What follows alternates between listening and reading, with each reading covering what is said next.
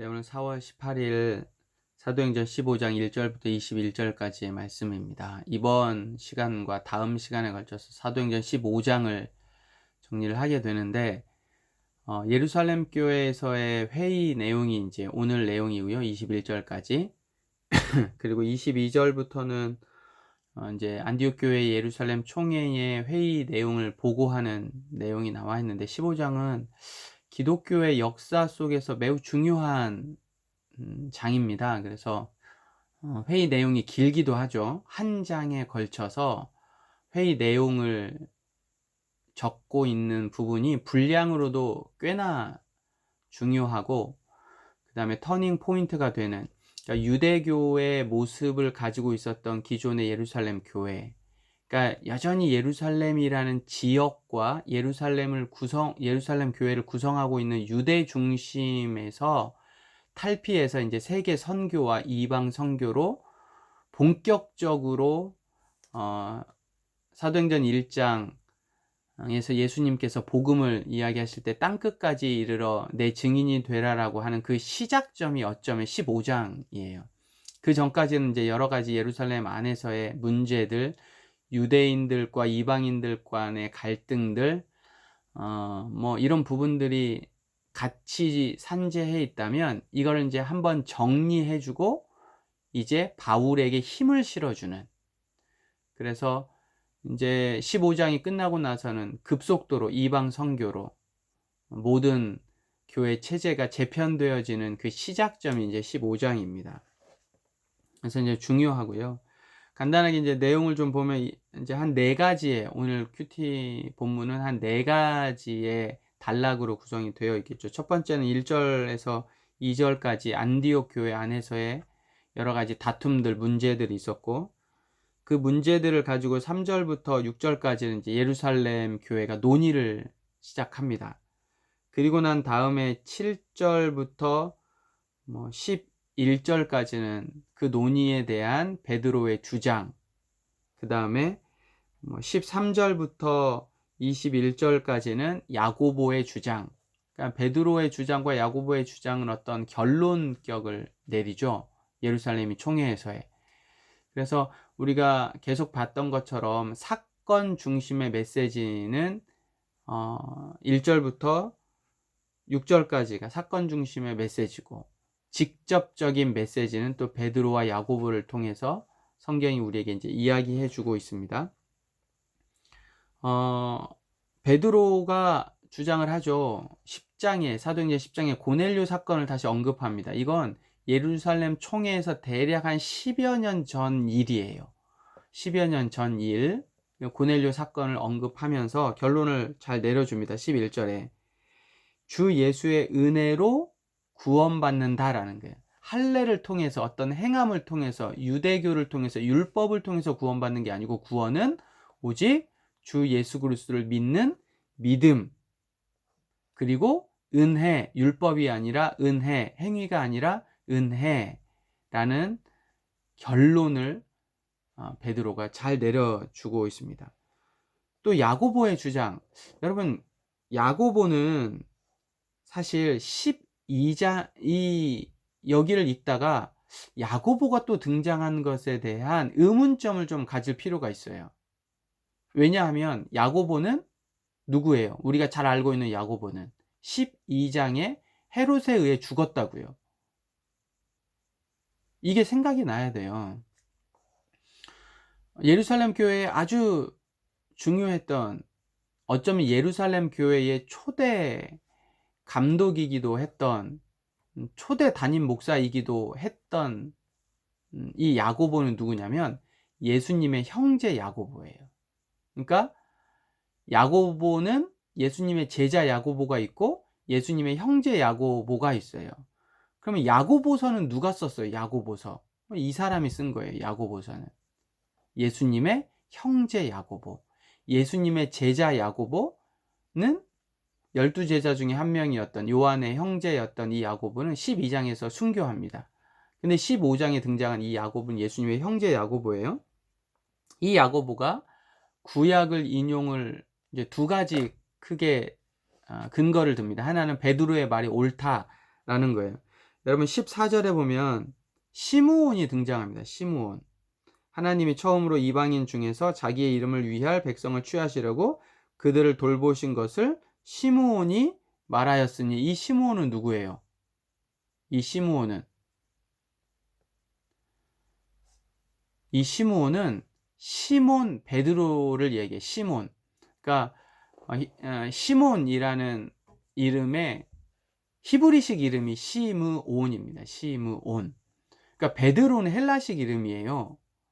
그리고 시몬은 히브리식 이름입니다. 그래서 시므온은 베드로를 이야기해. 베드로.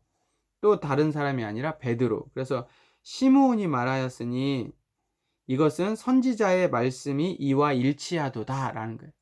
그러니까 베드로의 이 앞에서의 주장과 구약의 주장이 동일하다라는 것들을 근거로 이제 야고보가 이야기를 합니다.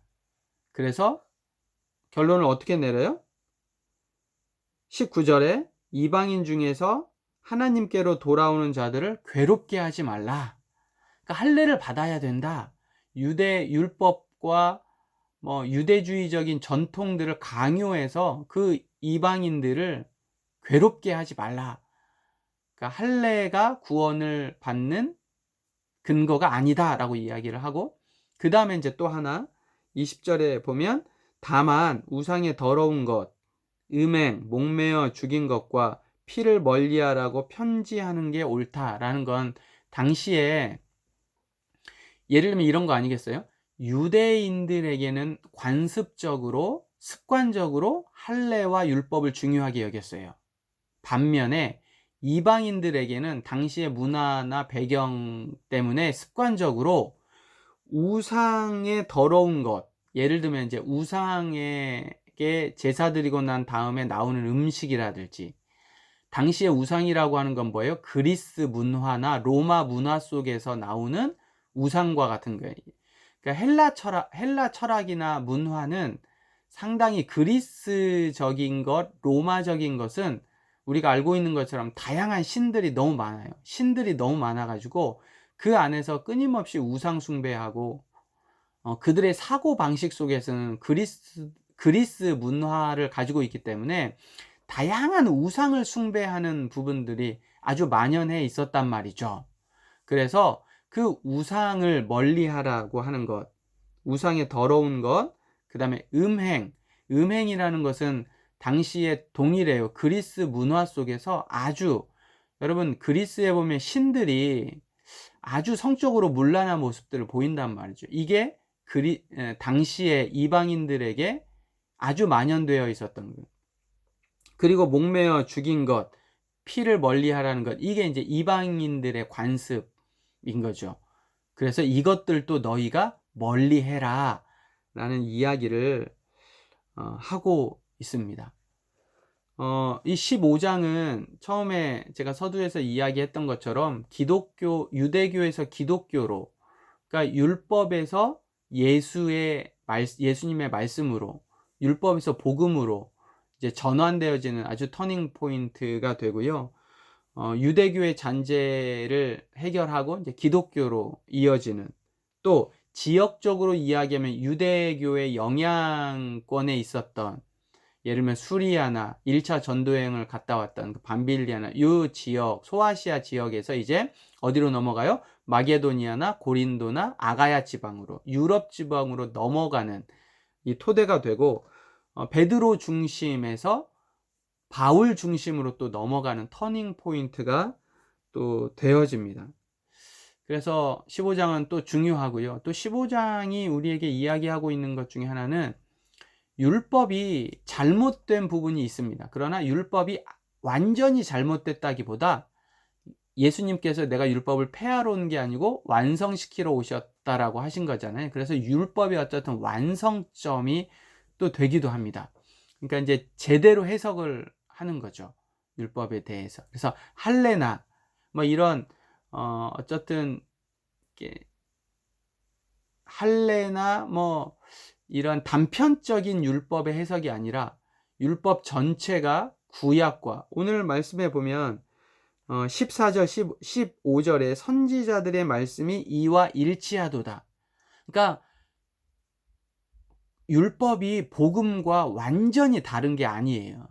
만약에 그러려면 예수님이 율법을 폐하셔야죠. 근데 폐하러 온 게 아니고 온전케 하러 왔다, 완성시키러 왔다라고 하는 부분 속에서 율법에 부족한 것들을 이제 복음으로 채워져서 이때 15장을 기점으로 이제 온전한 기독교가 시작되어지는 시점이라고 볼 수가 있죠.